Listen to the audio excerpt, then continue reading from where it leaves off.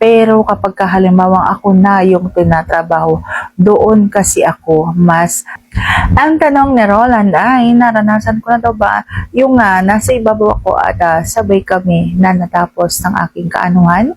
Ang sagot ko dyan ay, interesado ka ba? Kung interesado ka, please keep on watching para bago yan. Kung bago ka pa lang sa akin channel, please consider to like this video and subscribe my channel.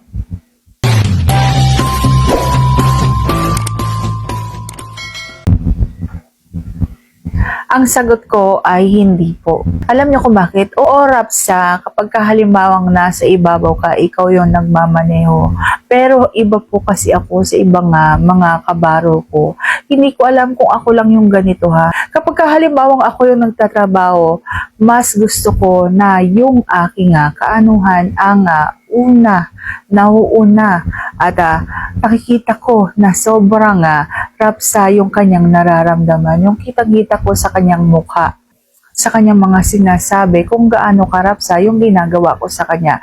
Pero kapag halimbawang ako na yung tinatrabaho, doon kasi ako mas nararapsahan. Opo, yung mas ramdam ko at mas mabilis ako dumating sa aking hangganan kapag ako yung tinatrabaho. Mas gusto ko yung ganon.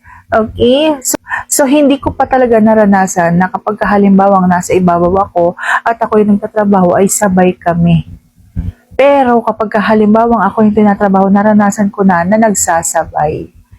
Opo. So, nararamdaman ko na kumikibot-kibot, may pintig akong nararamdaman at nararamdaman ko yung init, yung agos, yung daloy doon sa loob ng aking kinimperot kapag halimbawang ako yung tinatrabaho.